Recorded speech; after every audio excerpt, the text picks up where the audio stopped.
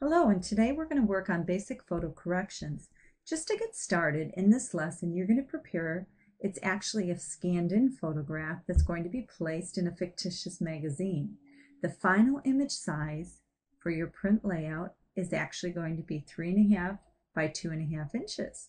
Okie doke. So let's go ahead and open the picture, but this time we'd like to open it in Camera Raw to adjust the color, because you're going to notice in a minute the photo is crooked, the colors are dull, it has a red color cast on it, and the dimensions are too large for the magazine, so you're going to fix all that. Go ahead and say File, Open As, and down at the bottom it should say Open As Camera Raw. If you need to click the down arrow to choose Camera Raw, please do so. Then select the JPEG of the girl and click Open. Notice that what opens is Camera Raw. Now at this time, what we're going to do is we are going to adjust the file, adjust the color of the file within Camera Raw, because you can tell the color is a little bit off. So we're going to remove the color cast. So what we need to do is go up to the top, and next to the hand tool, to the right of that is a little dropper. It says White Balance Tool. Click it. And now we're going to adjust the white balance of all the colors in the image. So we have to find something that's white. So let's try to find, like in the brick, a white spot. Click it, and you'll notice immediately the picture is adjusted. Go to the girl's tennis shoe, like the white on it, and select that, and again it will be adjusted. Let's go ahead and adjust some of the Camera Raw particular settings to fine-tune the tone. So this is called the Basics panel. See here? And let's say that we're going to take the temperature to like a negative 50, around 50, 53, 54. There we go. Okay, notice how your picture will continue to change. Now let's take and get the tint to about around that same point. Almost, okay. Now let's go ahead and keep the exposure at like 0.5. Okay, and watch what it does to your picture. For the recovery, we'll keep it 0. The fill light, that's pretty good. But let's change the blacks to, like, we need some darker colors here. 18, there we go. The brightness we'll keep to 0. It's pretty bright. The contrast, maybe 23. So plus 23. If you just type in 23, it'll do plus 23. Clarity, we want it to be a little bit clearer, so let's just bump it up a little bit to 12. Oh yes, vibrant, we could definitely get some more color in here. Let's go to 25. And then finally, in terms of saturation, the depth of the colors, let's go to 5. Then go ahead, click Open Image. All right, now that we have done that, what we want to do is say File, Save As. Notice that this time we're going to save it as a PSD, so a Photoshop document. Save it within, please, your H drive Photoshop folder as you're used to. And let's go ahead and save that.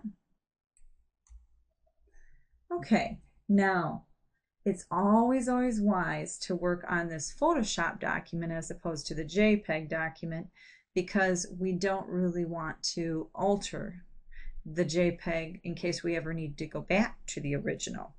Alrighty, now you notice this is a little crooked, right? We're going to use what's called a ruler tool in order to straighten it. So this ruler tool is hidden a little bit to us.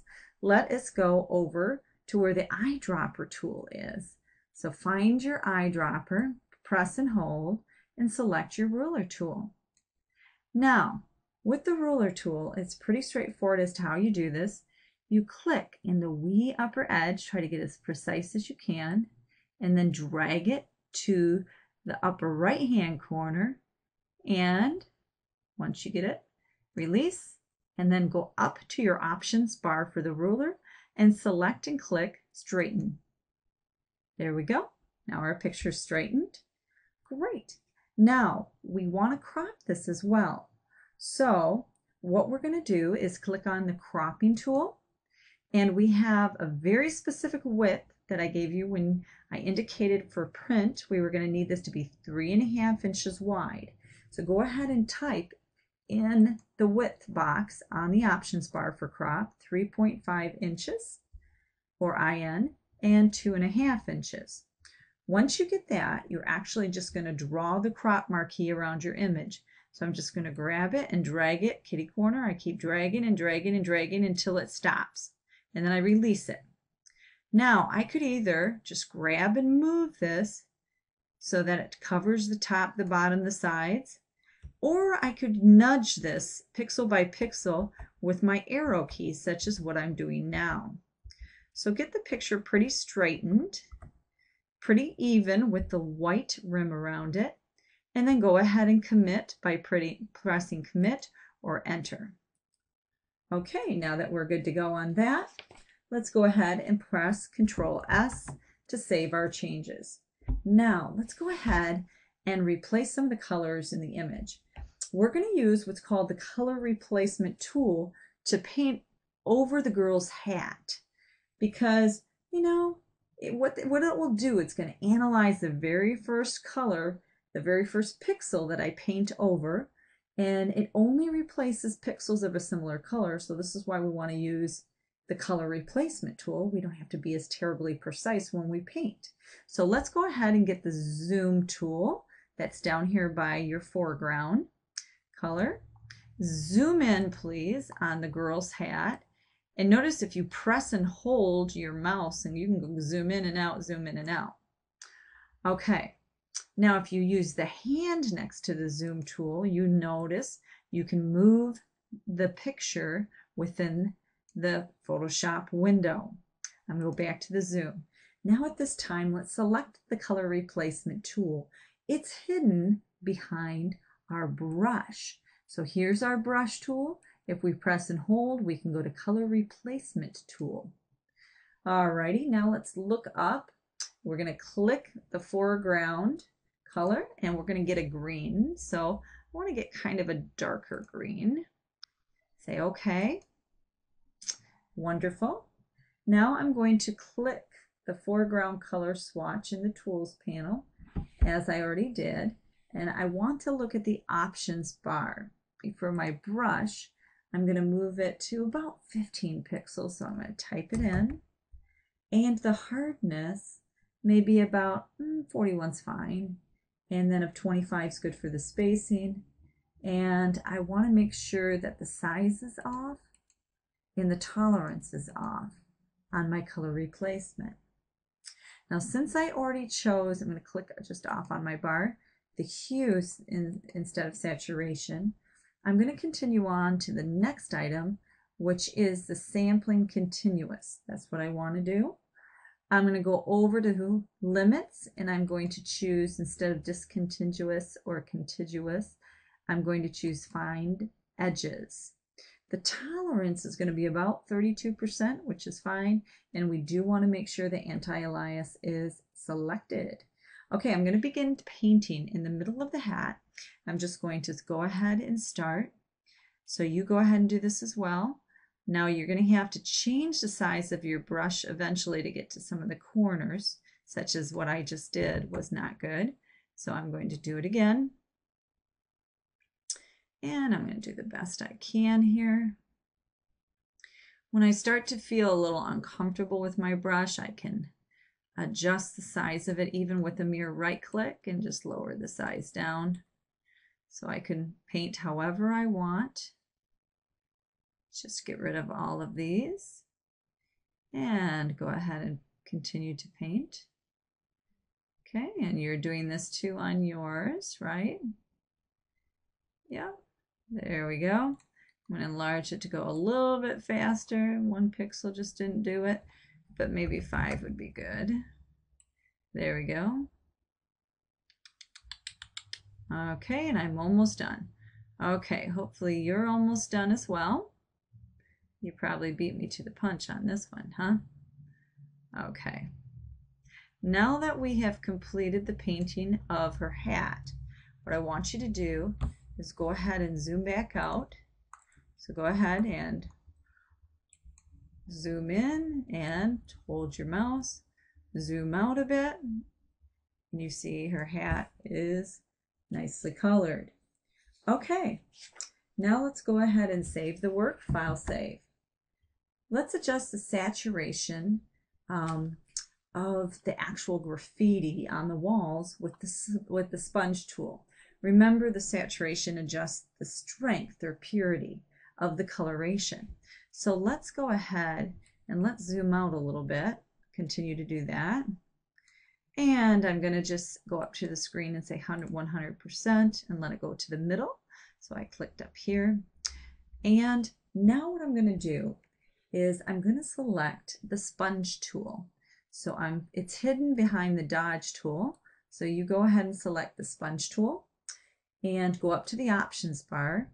The first thing we're going to do is click down on the slider next to the brush size. It's going to be 150 pixels and the hardness is going to be 0.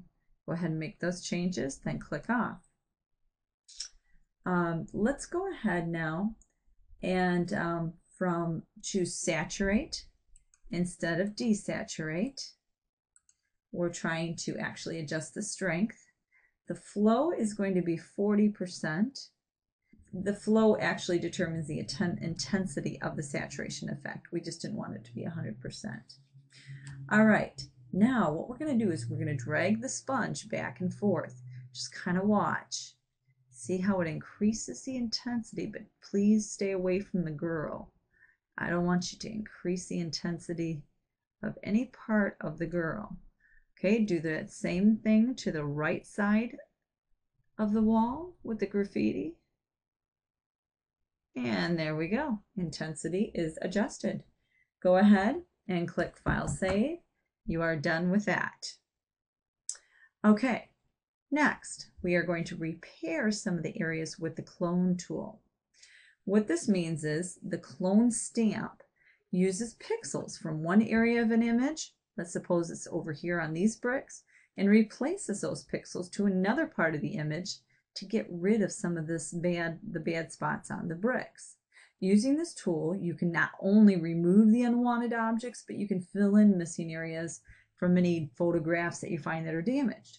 You're going to restart by, first off, we're going to replace this bright spot to the right of the girl's head. So let's go ahead and zoom in there first, towards that. There we are. And now I'm going to go ahead and get the clone tool. It's the tool right above your eraser, and choose a clone stamp.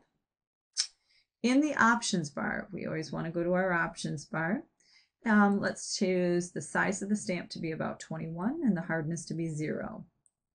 All right, now we want to be able to see the cloning as it before we actually administer it. So we're going to say Window Clone Source.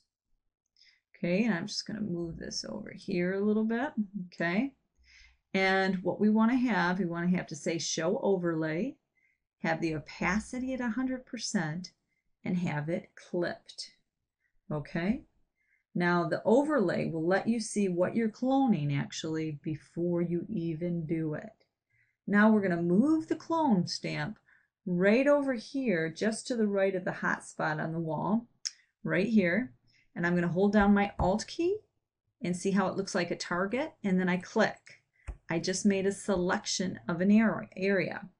Now I'm going to go to right to the left of the girl's hat. Notice it shows me what it's going to look like before I even start, and I'm going to clone, clone, clone, and fix. Let me try that again, see how it does. Go to the left of her, or the right of her hat rather, again. I'm not going to apply it unless it's going to look good. And I'm going to do it again and again.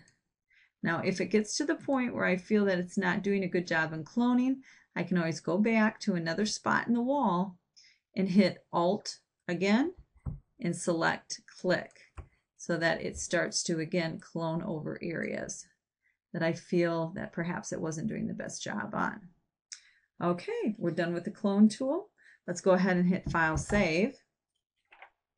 Alrighty, And let's go on to now we're going to fix a few of the things with the healing brush. Go ahead and close your clone source and we'll go on. Now the next step is to clean up some of these dark spots over here. The hand tool, because I want to move the picture. Okay, and I want to get rid of, for example, the spot right here.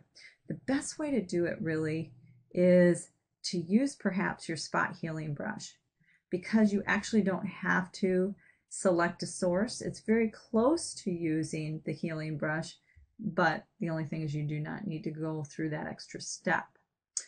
So go and choose the spot healing brush, and what I'm going to do is I'm just going to go right over the top of this blemish, click it, it turns black, and it just, voila, it fixes it, just like if I wanted to boop, fix a pimple on somebody's face.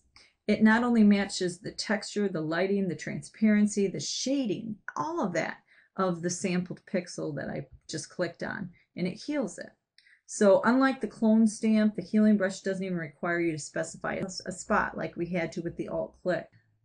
Let's just go over here, just a few of these dimples in the wall, and let's just start to the left and just drag and drop. Notice I didn't do the best job. I don't really like that, so I'm going to hit Control Z to undo, or go into my history palette and just go up from the last one item that I did. Okay, there we go. Okay, so let's go ahead onto the next thing, which is we're going to fill an area using what's called content aware. Okay, this is really cool because the content aware fill takes blending just a few steps farther, and we're going to get rid of this mark on the wall with it. So Photoshop actually is going to fill a selection with pixels that kind of match its surroundings, but applying content aware isn't like cloning, it's kind of like magic, because you're not copying any part of the image to another part. Really, it just kind of fills in based on what's around it. So it's just an amazing thing that it can do this. So we're going to remove this crack in the wall. So let's go ahead and select the quick selection tool first.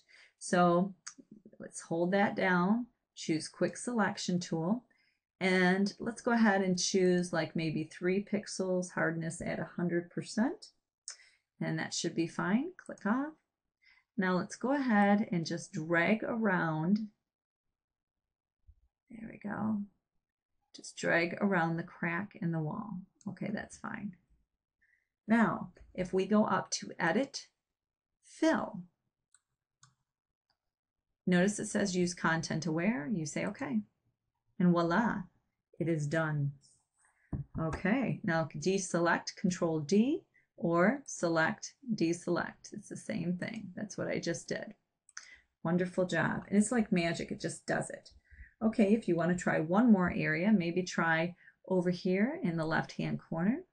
We'll see what it can do over here.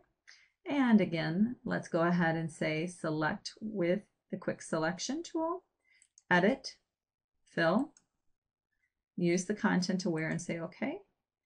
And it did indeed fill it according to what it noticed, but it captured a little bit of the green here. So we're going to deselect. And again, we can always use, for example, go back to our spot healing brush if we wanted to, and fix it up so it's not there anymore. Okay, now one of the final steps before we would set this for printing is applying what's called the unsharp mask filter. What this does is it's the last thing you want to do when you retouch a photo, because the unsharp mask filter is going to adjust the contrast of this kind of all the edge details, and it creates a really more focused image. So let's go ahead and say right here, let's take our zoom back to 100%, and let's choose our filter, and notice we go to sharpen, and we're going to say the unsharp mask. Alrighty, now I'm going to move this over so you can see. Notice that I can't see the girl, but if I move within the picture, you can now see her, or you can just zoom out or zoom in with the buttons that are directly beneath the picture itself. Okay, with those are zoom buttons. Alrighty, now let's do the mount slider boy, we could try maybe 70%. And the radius slider right here, this is a slider where you can adjust the radius. Let's go ahead and let's put that at the default of 1 pixel. What this really does is it determines the number of pixels surrounding the edge pixels that will affect the sharpening. So the higher the resolution of our picture, the higher the radius settings should be.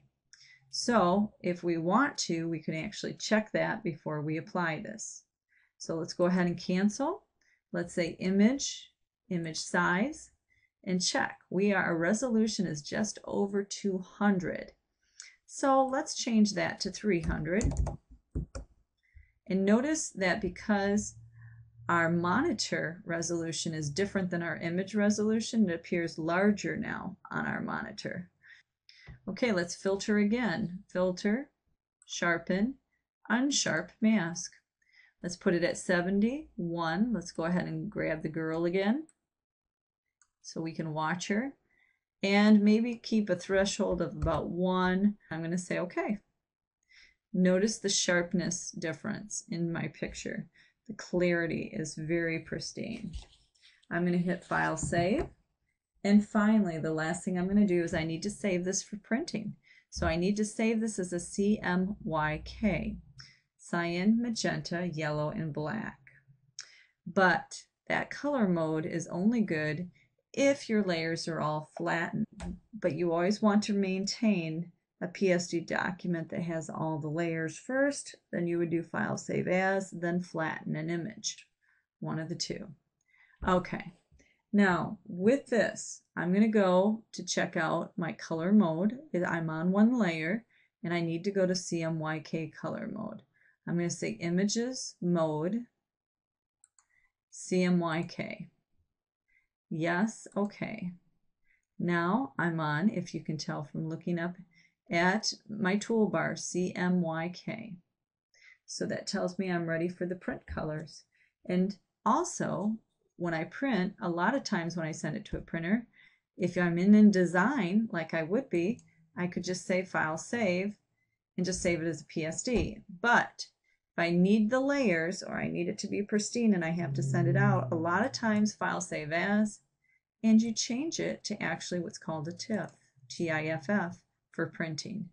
And then you would say, call it girl, say okay, save, and say OK. Choose whether you're IBM or Macintosh. You're IBM, so say OK. And there we are. Voila!